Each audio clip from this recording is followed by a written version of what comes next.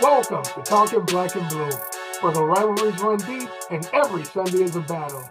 I'm your man, Wil McCann, and along with my partner, Tellis Everett, we're a couple of fans from the heart of the Midwest, bringing you real talk and weekly breakdowns from the NFC North, the Black and Blue division. So whether you rep green and gold, Honolulu blue, purple and gold, or you rep the monsters of the Midway, you are in the right place. So lace up, strap in, and let's talk black and blue. Tell us, my man, what is up? Hey, it's been a while, but Been a minute. we appreciate you guys hanging in there with us. Thank you for supporting the Black and Blue podcast. Tell all your football friends about how much fun we have over here. Just a quick reminder, Wil and I are real estate agents in the state of Michigan. So if you know anyone that's talking about buying, selling, or investing in the next 3 days, 3 weeks, or 3 months, just reach out to us and we'll help you score a touchdown in real estate. What's going on, man? Hey man, been a minute, man. You know, your man been down and out for a minute. You and I both been busy with life, right? Yep. Handling the issues of life, right? Just dealing Hmm. with that. But man, glad to be back, man. Glad to be talking black and blue, and glad to be rapping with you. I haven't seen you in a minute, right? Yeah. We've been missing each other, man. We've been so busy here. And hey, we're Yep. gonna come back at the end, talk about a couple of points that we talked about last month. You know, one being Men's Health Month. We're going to revisit that again this month. And we'll talk a little bit about what's going on in the NFL and around the world of sports. So let's get into this thing today, man. We're going to talk about, we're still doing our breakdowns of position groups, finishing up with the offense today, doing both the tight ends and the quarterbacks. Neither of those positions have a lot of players. Most teams aren't going to keep more than four at either position. Most teams probably are only going to keep three. So with other positions having 8, 9, 10 players, offensive line bringing 12 to training camp, thought would be good if we can combine both of these position groups to talk about it today. So tell me, anything jump out at you as you started to do a little research on these two position groups? Well, with the NFC North, just surprises all the way around. But looking at these tight ends, all four teams got quality tight end rooms. Yes, So yes, definitely excited to talk about them. And with the quarterbacks, there's a lot of um, good quarterbacks in the NFC North as well. From Jordan Love, I've made my apology to Jordan Love. Or Caleb's what coming. was you had something you were telling me about during the season last year about what is the holiday or the day of the The calendar? Toyota Don. The toy was. It didn't kick in this year for him, but definitely when we looked at the offensive line, I gained some respect for Jordan Love and what he's been able to do with probably the poorest offensive line in the NFC North, right? Yeah, yeah. And then you got Jared Goff, who's just been, yeah, how can we say he's been every bit of a number one draft pick, Yes, yes, right? Right. yes. So and then you got Caleb that's coming on. So looking at these quarterbacks and also the controversy that's happened in Minnesota, I think that might be the best storyline going into the season. So looking at these two groups, the tight ends and also the quarterbacks for the NFC North, just exciting time, man. It was fun looking at the numbers and crunching the numbers and realizing what an elite group Yeah, yeah, both are yes, in the yes. NFL. I agree. I agree. And it's interesting for me as we delved into this process how you have a mindset on what you think about a player. Then you start digging and look at his numbers, and like you said, start looking at some of the detail and go, okay, I might have missed the point about this guy. This guy may be a Right. little better than I thought he was. And I've Yeah. always been the type. I am. If I say I don't like a guy and he proves me wrong, I am instantly a fan of that guy. I'm not the guy always trying to knock him down. I Yeah. love the fact that he proved me wrong, man. Because if I Right. don't like a guy, I thought he was soft, and then he's proved to me that he's not soft. Yeah. Yeah. So you've come around on Caleb. That's what you're saying? He was one of the first, right? It's amazing, like you said, how good offensive line play can make a quarterback look a whole lot better, or bad offensive line play can make a guy look worse. Right, All right, right. man. So let's jump into it and let's start talking about first of all with these tight ends. Excuse me. So following the process we've been following throughout the entire business season, starting with the reverse order of the way the teams finished last year. So let's start with the Detroit Lions. All right. Can you see that, man? Yes. All right, cool. So let's start with the Lions tight end group. Their projected tight end one is Sam LaPorta. Sam LaPorta has been a Pro Bowl tight end and an elite pass catching tight end in the league. A very effective route runner, great hands. Also, the Lions like to run a lot of 12 personnel. Brock Wright is their primary blocking tight end. He gets in there and gets his nose dirty. He is Dan Campbell. For those of you who didn't see Dan Campbell as a player, Brock Wright is what Dan Campbell was. Campbell might even have been a little better blocker. And then this year, the Lions have brought in a veteran pass catching tight end in Tyler Conklin to give them some. Sam LaPorta has been hurt each of the last 2 years, and it has affected their receiving into their tight end game. So they Right. bring in a veteran to help take some snaps off both Wright and LaPorta, hopefully get them through an entire season. And then behind those three, just three developmental players, Miles Kitselman, Thomas Golden, and Zach Horn, all young players, all developmental players, looking to stick on the roster, maybe make special teams, and be out there as a fourth tight end. So tell me what you think about this Detroit Lions tight end group. Yeah, I agree with your scouting summary. Sam Laporta is a threat when healthy. Yes, He hasn't been healthy all season, the last two seasons. right. So in 2023, he had 86 receptions. 24, he only had 60. Last year with the back injury, he only had 40 receptions. And that correlated to the number of yards that he had. He only had 489 yards last year. But his average catch is 12 yards. So he's Which is definitely, outstanding for a tight end. yep, yep, definitely is a big part of what Jared Goff and the Lions want to do as far as incorporating the tight end into that situation. So looking forward to seeing him. And I like that they brought in Tyler Conklin just in case Sam LaPorta can't get back to full health or right at the beginning of the season. But solid, reliable. So I'm looking forward to seeing what they do this year.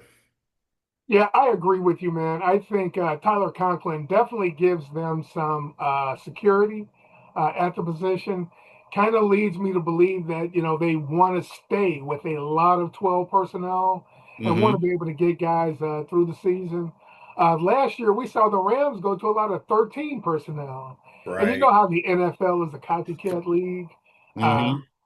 we may see some more of that, or may see more of that from more teams this year. And the Lions look like they're positioning themselves to be one of those teams who can get three tight ends on the field. Yeah, I would be surprised if we don't see it a lot Mhm. because when we look at the receivers that they have, you're really talking about J-Mo and what's the St. Amon Brown. Ra, yeah, Yeah. So you're really talking about those two kind of leading the charge in the receiving group, and that's where Sam LaPorta comes in, right? yes, He is that third receiver. yes, So yes. yeah. Yeah. Yeah. Well, I agree with you. I agree with you. So overall, I gave this group an A. I think the Detroit Lions have an excellent tight end group. Hmm. They have blockers, receivers, and they have depth behind them. They've had production, and Laporta has had some injuries. I know Wright had an injury at the end of 24, I think. For the most part, their guys have been there. They answer the bell every Sunday. Exactly. All right, so let's move on and take a look at the Tight end group for the Minnesota Vikings. Their top tight end is TJ Hawkinson, a former number 7 overall pick of the Detroit Lions, who made an in-division trade, which is rare in the NFL. Uh, their second tight end, or their blocking tight end, is Josh Oliver, a guy who moves the needle in the blocking game and also has decent hands. Gavin Bartholomew is their third tight end, who gives them some veteran depth, a guy who's been on the field and has taken some snaps. And behind them, they've got young veterans and young developmental players. Uh, Bryson Nesbitt, more of a receiving tight end. Uh, Ben Urasek, and Marshall Lang, both developmental guys, good athletes who are looking to get on the field and make a contribution. So tell me what you think of the group for the Minnesota Vikings. Yeah, I feel like it's really close to what the Lions have. So your grade's a little bit higher than what you have for the Lions. TJ Hawkinson definitely is an all-star. Yeah. Um, I think the problem is going to be, who's going to be at quarterback for them. Um, Have we talked about a position group yet for the Minnesota Vikings where you have not said it depends on who's the quarterback? I well, don't think you said that about the offensive line. definitely, definitely. The thing is that they the Vikings have paid Hawkinson a ton of money, Yeah, so yeah, they need to get more production out of him. yeah. 41 receptions in 24, 51 in 25. He had his best year in 23, and I know you hate when I bring this up, but the quarterback in 23 Was is a pretty decent football is a player. Super Bowl winning quarterback. He was a pretty decent football player. But in 20, so my point is that if one of these guys can hit and stick, he can get back to that 23 production. He had 95 receptions, almost 1,000 yards, right? Yeah, I actually think His Kirk average Cousins was was the quarterback that year. Yeah, I think that was Kirk Cousins last year playing. was it Kirk Cousins? Yeah, that was Cousins last year, 23. Hey, 23? Yeah, Yeah, I think you're right. I think you're right. yeah, yeah. Highest paid non-winning Super Bowl quarterback. So again, legendary quarterback, uh, Elite, elite quarterback. elite Uh, negotiating quarterback. exactly. His average catch was 10 yards, so 1,000 yards, 10 yards per catch, 5 touchdowns. I mean, and the stuff he was doing in Detroit, I mean, he was still young in Detroit and he was making a huge impact there too. But you know, Detroit wasn't willing to pay him. So Right, right. They didn't want to make that investment in the tight end position. So yeah, I exactly, agree with exactly. that. So I agree with you on how they're set up, and it looks like they can they'll rely on their tight ends a little bit more to help these quarterbacks. Yeah, they've got elite receiving. We've gone over their receiving group already. Also Yeah. Yep. with Addison and Jefferson, they've got elite level receivers, man, which opens up the middle of the field for TJ, man. And TJ is a great athlete, man. I remember when he was in Detroit, Darius Slay always talked about when they play pickup games, he wants TJ on his team. When they're playing hoops, he wanted TJ on his squad all the time. So yeah, but he is a great athlete. Josh Oliver is actually a pretty good pass catching tight end for a guy who's primarily a blocker. Oh yeah. Josh gets in the pass game and makes it happen also, man. Yeah, he's sneaky good. I mean, you got him there as a blocking specialist, and I think Yeah, that's what most people see of think him. of him as, But right. he has occasional flashes of big play capability. Yeah, So yeah. in the pass game. So again, you can't just assume he's just gonna come in there and just hit Yeah. somebody. You You, can't assume he's one of those tight ends who's really the third tackle. Yeah, Right. he's not that guy. Exactly. Exactly. You got to He can cover. get out into the pattern and make things happen. That's right. That's right. All right, so let's move on and talk about because Josh Oliver is similar to two guys who play for the next team that we're going to talk to, and that is the Green Bay Packers. I said talk to him and talk about. And their tight end is Tucker Kraft, former top pick for them. Uh, their second tight end, actually, Tucker Kraft was a third round draft pick for them, who has turned out to be their top tight end. Their second tight end is Luke Musgrave, a former first round pick who they expected to be their receiving tight end and has been effective as a receiving tight end when he's been healthy. And then Luke Lachey is their primary blocking tight end. And then behind them, they have four guys who they're bringing to camp again, guys hoping to find a way to carve out a role for themselves and make a difference and to make the team. I mean, that's RJ Maryland, Josh Wiley, Drake Dabney, and Messiah Swinson. So tell me what you think about this tight end group for the Green Bay Packers. The tight end group for the Green Bay Packers and specifically for Jordan Love is the receiving crew. Yes, they really are, man. They really are. You get two receiving weapons, and you need it because Green Bay, for whatever reason, can't draft or trade for receive. I don't know what it is. They don't. I won't say they can't. They don't. They don't. They seldom invest high draft picks in receivers. Right, right. Are we saying Devontae Adams was probably one of their better? He would have to be. He and Jordy Nelson Right. would have to be. You talk about the last 25 years. And they Hmm. were both second round. I think all of their really good receivers, Donald Driver, Greg Jennings, they've all been second, third round picks who the quarterback has developed into better receivers.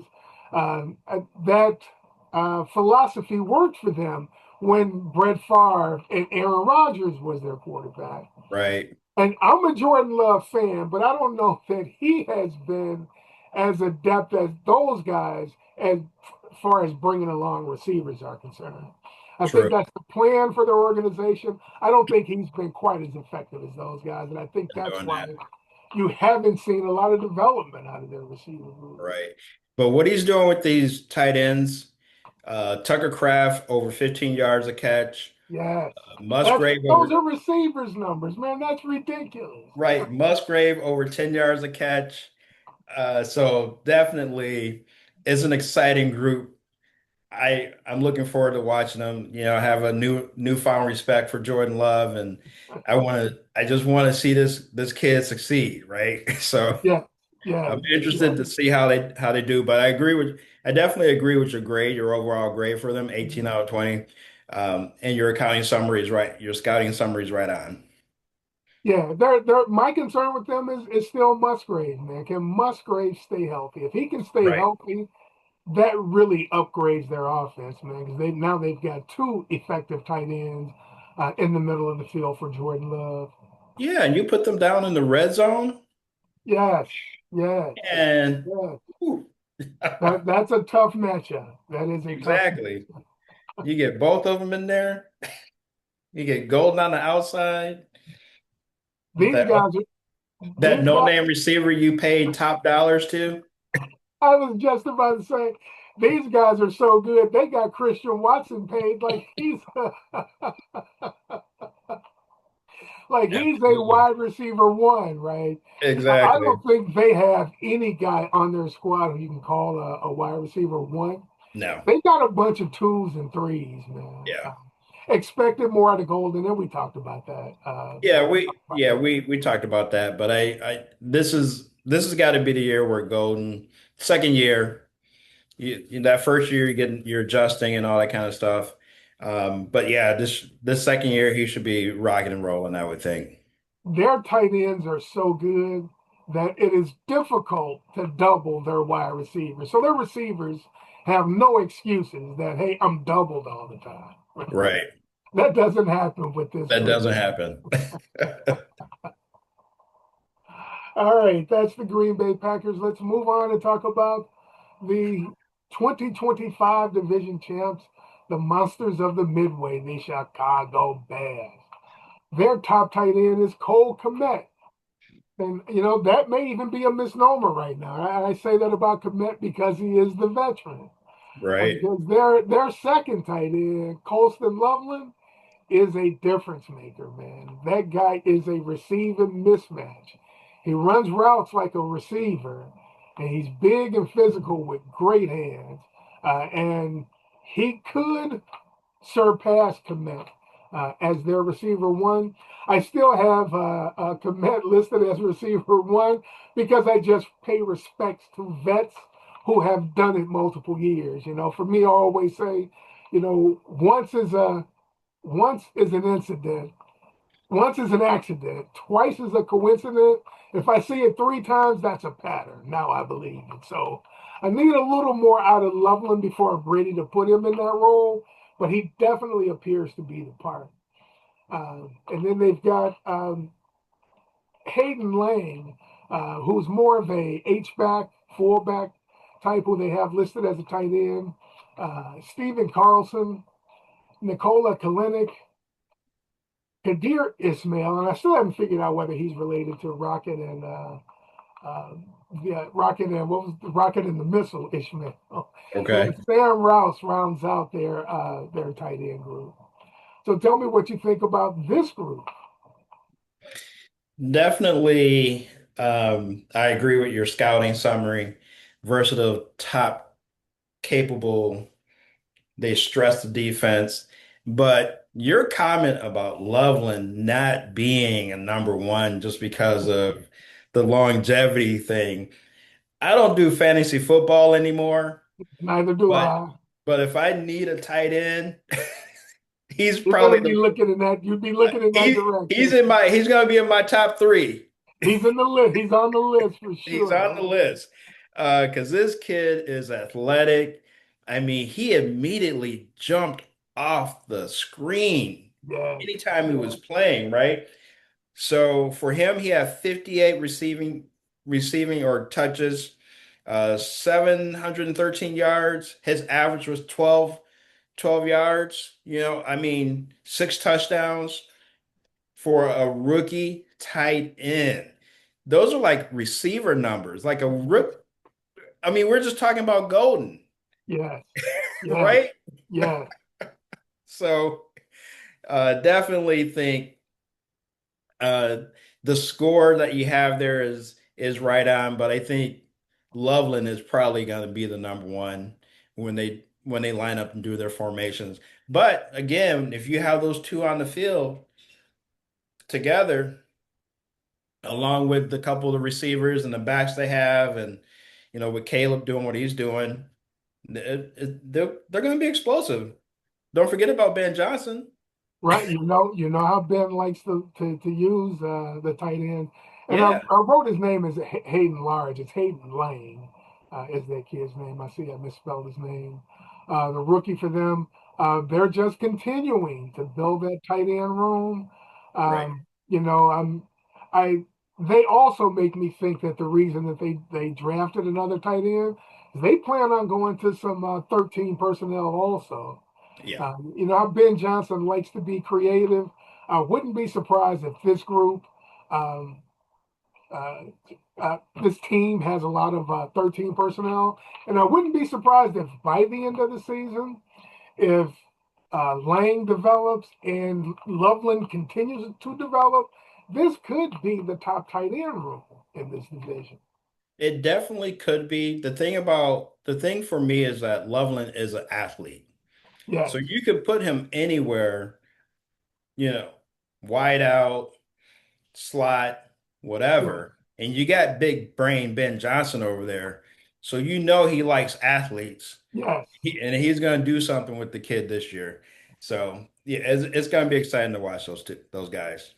Yeah, I agree. They've got the because of experience with Komet, who has been on the field, played a lot of snaps, seen everything. His ability to work within their offense and then work in combination with Loveland. Man, that makes with if Cole Komet is your blocking tight end, you have an elite tight end room. Yeah, yeah. He's definitely a two-way player. He blocks and he can receive.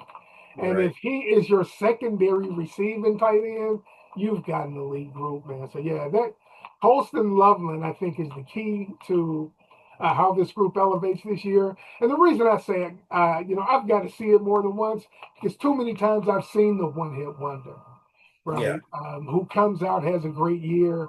Um, Kyle Pitts comes to mind.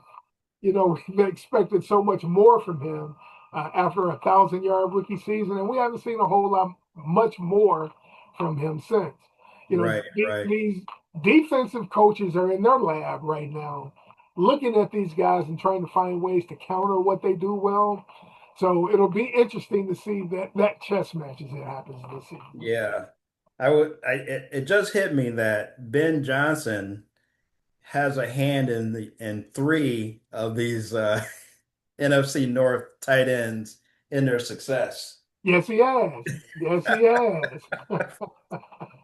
It just dawned on me. I was like, wait a minute. he Ben he's Johnson was there for He's all of had a that. handle that lets you know what he thinks about the position and how important he thinks it is. Exactly. All right, man. Well, that wraps it up for the tight end group. Let's take a look at the quarterbacks in this division. Second here, let me get caught up with my quarterback group. Oh,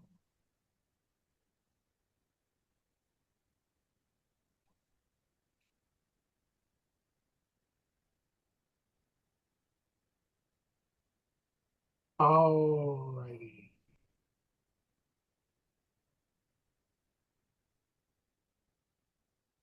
Get the share going. All right, can you see that? Yep, just popped up. All right, great. So let's again start in that same order with the Detroit Lions. Let's talk about their quarterback group. They're only bringing three guys to training camp. So I'll let you know they're not wasting a lot of snaps in training camp this year. What I do like, they've got all three roles I expect you to have on the team, though. They've got their starter in Jared Goff. Like you said, Jared Goff to me is probably the most disrespected quarterback in the NFL, a guy who was a number one overall pick. And when people start listing best quarterbacks in the NFL, with as many 4,500 yard, 30 touchdown seasons as this guy has had, they've listed guys who have had none of that in their top tens, a bunch of one hit wonders. One year they had CJ Stroud in the top 10, but not Goff. Now they've got Caleb and Jalen Hurts in the top 10, but not Goff. And I expect that, in my opinion, he belongs in that group. And Right. then they have Teddy Bridgewater, a veteran backup quarterback who has been a starter and has played a lot of snaps in this league. So that if they have their veteran go out for most teams, your starter goes down, it's going to impact the team and impact your ability to win.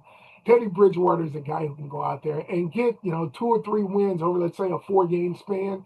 He can go out and go 2-2, 3-1 for you, hold the water until the starter returns. Right. And then they have a rookie developmental quarterback in Luke Altmaier. They didn't bring a camp arm in, so I expect Luke's going to get a lot of throwing activity in practice, and Teddy Bridgewater helping him with the scout team.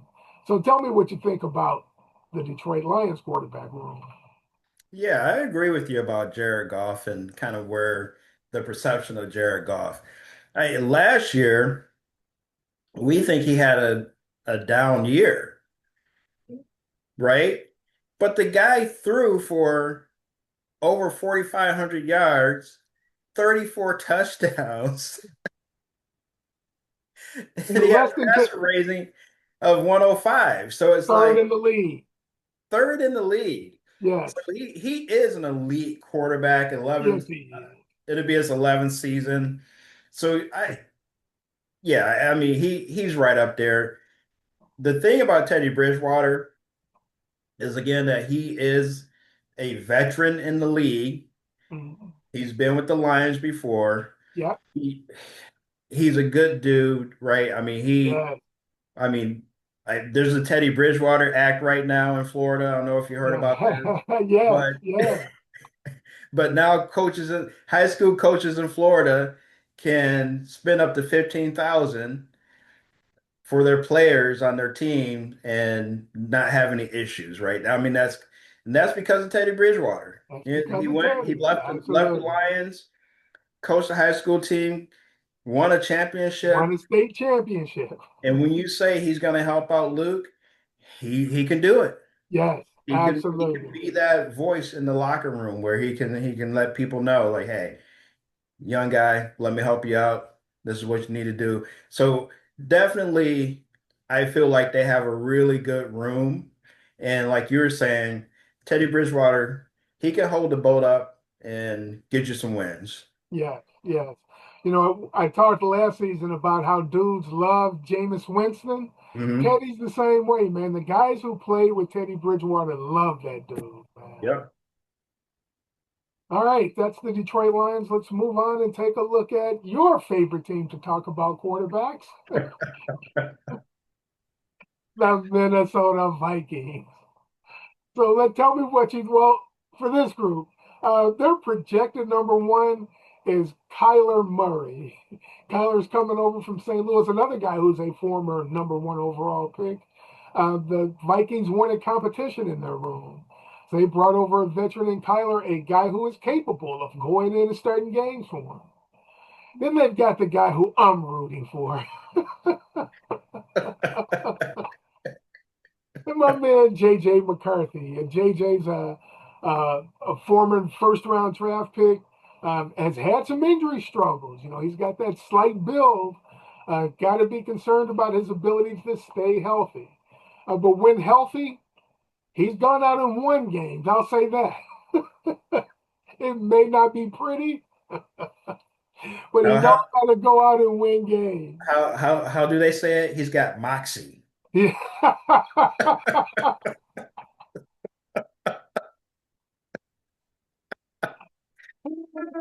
Yeah, would he have Moxie if his name was J.J. Simpson or J.J. Exactly. Washington? Exactly. And behind those two, they've probably got the strongest veteran uh, third string quarterback, and that is Carson Wentz. And Carson's like, hey, I was once the second overall pick in the draft behind Jared Goff. Don't just call me a number three quarterback. I can play football in this league. Right. And he's got a championship. And the guy was what, third or fourth in voting for the MVP one year. So Exactly. Carson Wentz is a player, man. And then behind them is a young guy that I like, man, just because he went out as a rookie, showed some moxie. My man Max Brosmer went out and has played some games. So to me, they have a really strong quarterback room here. They may not have an elite quarterback, but overall, the room I think is solid. So tell me what you think about this room. Yeah. So for me, it's developing. Definitely, it's a competition, and Kyler Murray and JJ McCarthy are trading number one position and reps, right? Uh-huh. So one's going, the other's going. No one's taking the lead, right? No, nobody's taking the reins yet, right? So for for you, a fan of McCarthy, you that's exciting because he's not backing down. He still has a chance. That shows that he still has a chance, and it He's shows still he's he's got some heart. He's in there fighting. he's in there fighting. Um, you look at the interviews, they're not friends. Not at all. Not at all. No one's there to help the other one get better, Not at all. right? But the downside to that is your key offensive player is quiet. Yes, J Justin Jefferson is saying nothing nothing. because he went out last year and still got his numbers Yes, with three different quarterbacks. yes. So I think for him, he's just sitting in the weeds. He's playing it because at the end of the season, he was saying some stuff. He was letting And it known that he was not happy. he was walking out of interviews. He was letting it known, yes. So he wasn't happy. So for what I'm saying is that I'm excited to see how this competition plays out. I'm pretty sure neither one of them are going to go into the preseason as number one. Right. You might even have to go through the first three games before they even say who's going to be number one. Um, Could be possible. yeah. And then whoever is number one, you're going to have a short leash. That's the other part of it. That's going to be tough to me, man. I'm almost to the point with this group. The guy who wins the competition, to me, the other guy has to be gone, or they risk fracturing the locker room. Yeah. And it doesn't matter which one they pick, the other guy's got to be gone. But that's how I see it from the outside. Right, KOC is in charge there. You know, I'm a fan of KOC and his work as a an offensive coach, as a head coach, and his ability to get quarterbacks ready, which surprised me that JJ didn't look. Did JJ really look as ready as Max Brosmer did in Brosmer's no, one appearance? So, no, he you know, didn't. that kind of, and I know probably with Brosmer, they scale back the playbook significantly to get plays in that he knows and he can be comfortable with. Why didn't we see more of that with JJ? That it kind of makes you scratch your head about JJ. Well, I, I I don't think he was the pick that the coach would have made. You don't think the coach made that decision? He was not the coach's decision. Exactly. I think he was sold this bill of goods and he was like, all right, I'm gonna run him out there. But the kid doesn't listen to me. I told him not to do the showboating. What does he do? He double downs on it. Right. So it's almost like he he wasn't coachable in some aspects of the game. Not the actual football, but the what it takes to be a personality Pro. in the locker What it room. takes to be a pro quarterback. Yeah. That's right. Yeah. That's right. So we'll see what happens. Maybe this helps him grow up quicker. You know, And life that's what comes it's at you about. It's fast. definitely some maturity issues there with him, man. That But this is the season. You called it last year. You're like, hey, after 2026, he's either the quarterback or he's not. or he's gone. Yeah. Yep. And if he gets beat out, man, I think I personally I'd move him.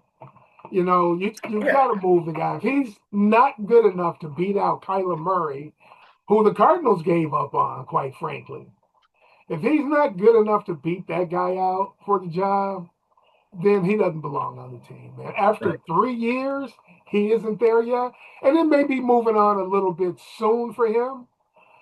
If you think of a Sam Darnold, if you think of Baker Mayfield, who it took a little more time, especially with Mayfield and his maturity.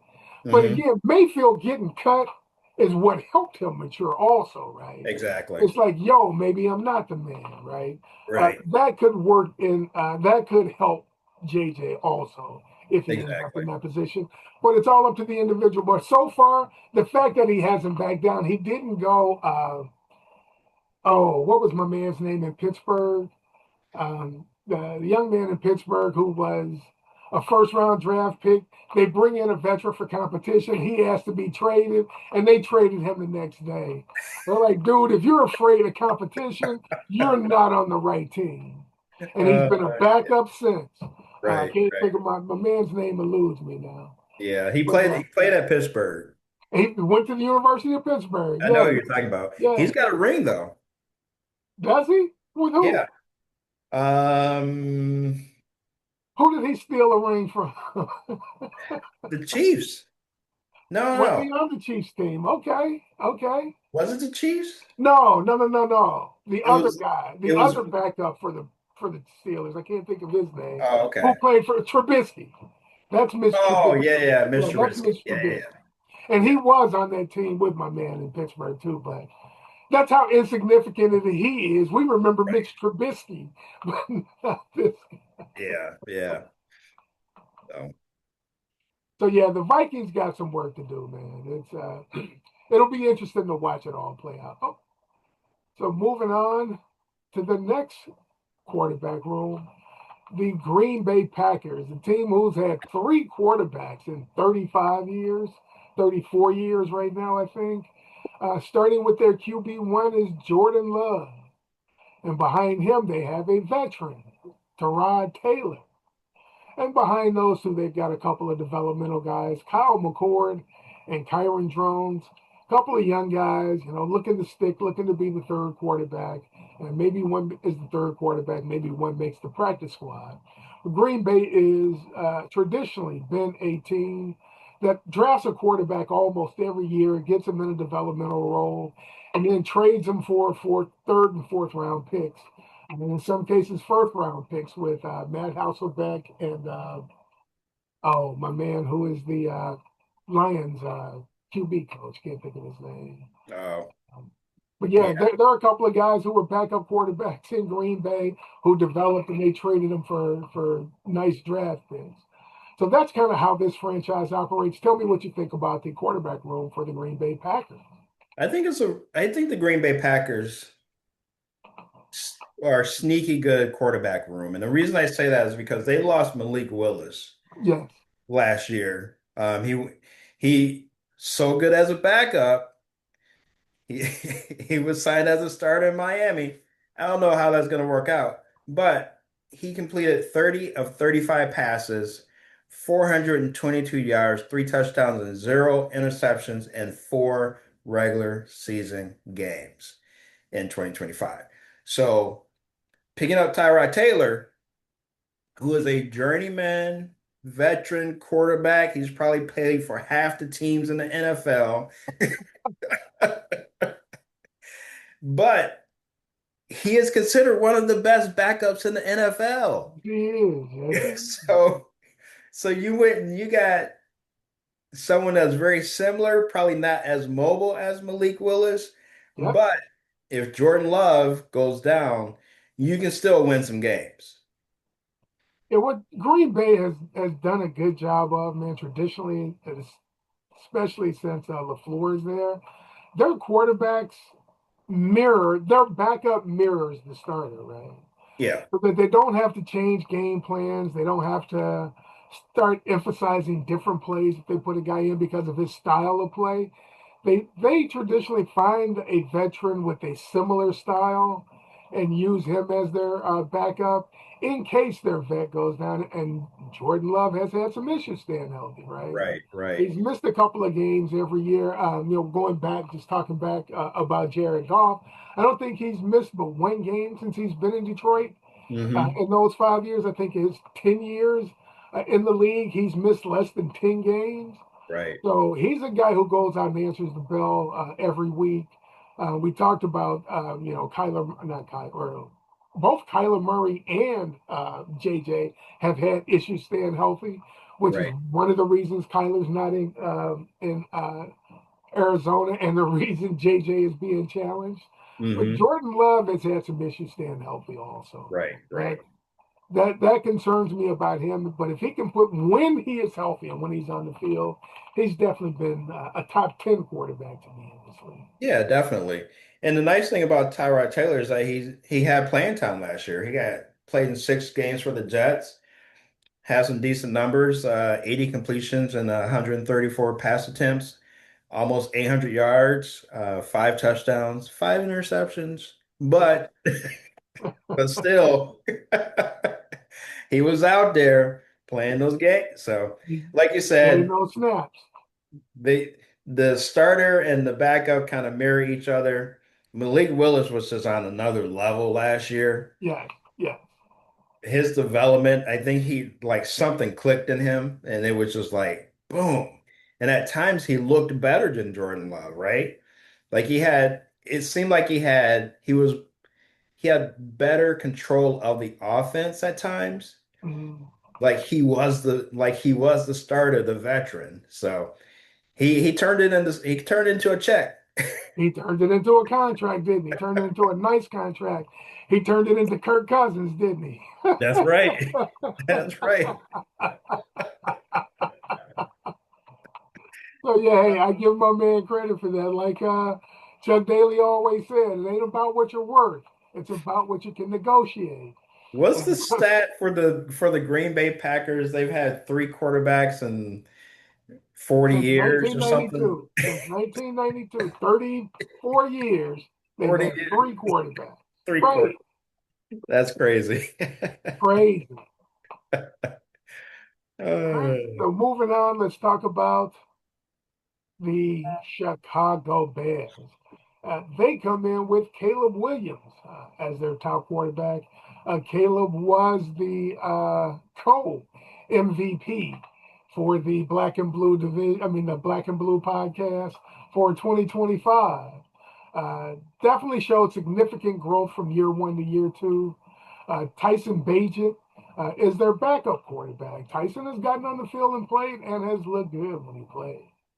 Case Keenum is that guy who you would expect to be QB2 on a lot of teams. A veteran who has played and won games in this league comes in as a strong QB3 for them.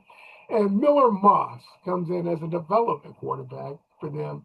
Maybe not much more than a camp arm. Maybe a guy who makes the team as a practice squad player, depending upon his performance in the preseason.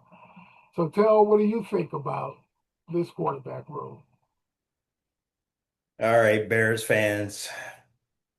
I don't know if you see what Will gave the score here. It's a B plus. That's that's only because Will needs to see Caleb Williams do it again. That's you know me, man. You know, you know me. That, But I but would here's the say thing. Here's the thing. I saw his first year too now. exactly, exactly, exactly. So I would actually maybe put him at a B, maybe a C plus, mm. because Caleb Williams is on the Madden cover. Bro, I was wondering where you were going with that. I'm like, how? I have to hear this. This The jinx is this real as far as this you're concerned.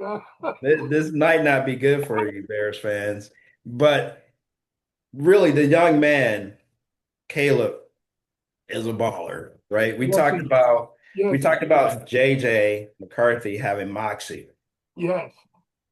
I'm gonna say Caleb Williams has moxie, Caleb has cojones. right? Five come from behind Six. Don't cheat, my man. six, Six. you're including playoffs. Six come from behind victories, Yes. Yes. right? Just shows you that the young man is a high performing winner, right? Yes. Yes. You saw him develop throughout the season, progressively got better, was doing things better, still got some things to work on. You got You some saw things to work that on. you saw the offense develop around him, Yes. which Yes. helped him become better, right? Absolutely. You're just going to see Absolutely. more of that this second year with Ben Johnson as the coach.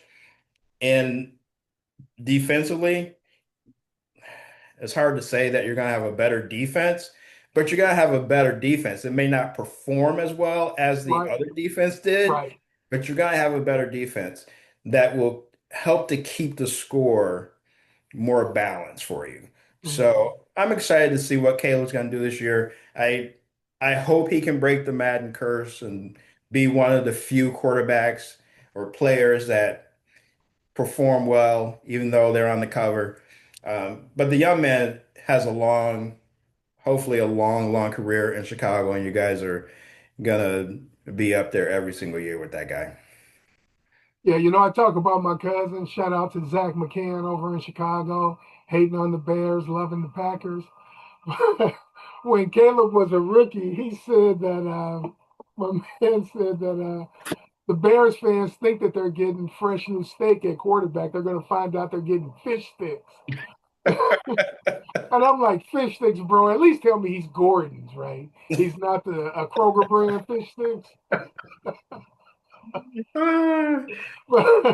But he had to. He and I both had to. And Caleb looked a whole lot better his second year, man. The Right. one thing I like about the young man, he answers the bell.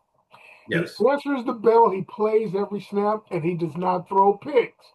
He makes some bad decisions hanging onto the football, but he does not throw the ball to the other team, man. That's one thing I like Right. about him. He does not Right. turn the ball over. And as long as he can, we talked about, during our quarterback show, and I think I left Doug Williams off my list. He was on yours, and we talked about that. I remember Doug Williams in a playoff game going something like 6 for 25, 6 for 23, something crazy like that. But he didn't turn the ball over, and all six completions were big plays. Yeah. Yeah. So when you look at his quarterback efficiency, if you just looked at his efficiency rating and the guy's a 98, 99, you go, oh, okay, he had a decent game. Then you dig into the numbers and it's like, well, some of these numbers look ugly. Right. And Caleb can be that way sometimes, right? Right. Yeah. Because he's always trying to make the big play. Uh, Two words I want him to learn this year: check down, right? Right. Exactly. Take your check downs to your tight ends, to Cole Kmet, and to your running backs, man, and stop trying to hit home runs all the time and always make Right. big plays. I think that will improve his overall effectiveness. I think that will extend some drives. But the kid's got that John Elway in him, man, where Mhm. he will go 2, 3 quarters with it looking really ugly. And then boom, boom, the next thing you know, he's hit you with two bombs and his team is out front. So yeah, I expect to see a little more growth with him. Well, I'll say it this way: I'm excited to see what he does working in his second year with Ben Johnson. Because, like I said, these defensive coaches are working too, right? Right. They've Right. seen him working in Ben Johnson's offense now. They know what he does well now. Let's see how he counters their counter to his strengths. That's So I'm right. excited to watch that this year. Yes. Yes. All right, man. Well, that wraps it up for our quarterback group, man. So tell me anything that we talked about with tight ends and with quarterbacks that you're looking forward to seeing in particular this coming season. I'm looking forward to the Caleb Loveland, yeah, combination. I'm looking Okay. because I think that could be explosive. Yes. That's really what I'm looking forward to seeing.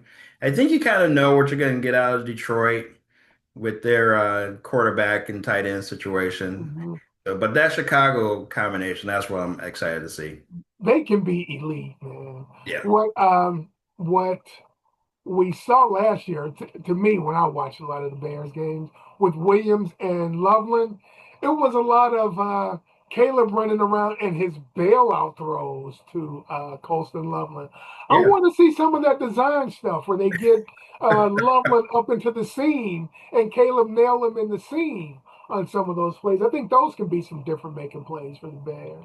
Yeah, Yeah, but I hear you, but I think Loveland went to the Travis Kelsey school of tight ends. with the tight end, he went to tight end. Let me just find that open Let me spot. find space.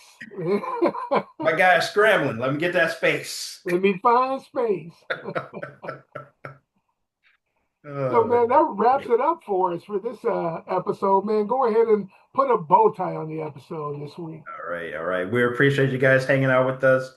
You know, Will and I love talking football, but when we're not breaking down the NFC North, we're helping people buy, sell, and invest in real estate. If you have questions about your next move, don't fumble the ball. Contact us for our winning game plan in real estate. Fellas, Share the pod with your buddies. Ladies, share it with your crew. Make sure you hit that subscribe button. And don't be a knucklehead. Drop us that 5-star rating. Absolutely. We appreciate everybody who listens and supports the pod. And I said that we were going to talk about something at the end here. You know, June was Men's Health Month. And we talked about the importance of your doctor's appointments and following your doctor's advice and staying with your regimen. When you go out in your yard to do your work in your yard, make sure you stretch, right? All those things that are important. We talked about all of that, and your man's Wil ignored it all, right? Let my medication lapse. Oh, I'll get to it. I'll get to it. I get to it. Ended up in urgent care and ended up losing a week of productivity because the doctor's like, dude, you need to sit down. Your blood pressure is through the roof. It took me about a week to, get my meds back in me and to get it back together, man. But and it was a bit of a scare, right? Because I knew I had gone a couple of days with a headache that wouldn't go away, and it's like, you know what? I think I do need to go see the doctor. So men, stop. Stop being what was the word you used? The word The knucklehead. stop being a knucklehead. For that's the best phrase. Stop being a knucklehead. I was gonna say difficult or something along those lines. Knucklehead describes it better than anything, right? Exactly. Hey, and my man tell us when I told Tell what was up with me, and it's one of the reasons we hadn't been able to record. I just hadn't had the energy and hadn't been able to put everything together. He's like, dude, what are you doing? We told everybody not to do what you're doing. That's So, right. you always appreciate having people in your life like Tell, man, who you got to have people who will hold you accountable, right? Hey, you said you were going to do this. Why aren't you doing it? And I Exactly. appreciate my man for being that guy. Hey, have somebody in your life like that and somebody other than your spouse, right? Who will Yep. tell you like it is when you need to hear it, man. So, yeah, men, stay with your health regimen, especially if you're over the age of 50, because it is so important. So important. And And so many people rely on you. yes, Like, yes. And we got too much to do. We yep, have too much to do. We've got too many things to be responsible for. And like Taylor said, too many people are relying on you. that's You right. got to be at your best to be your best for them. If you won't do it for you, do it for them. Do it for those that you love. Yep. Absolutely. Hey, Yep. I appreciate you, my guy. And again, like I said, I appreciate everybody. Men, stay with your regimen. Share it. Share the pod with all your friends. Hey, we look forward to seeing. We look forward to seeing you next time. Love you all. All right. Yes, sir.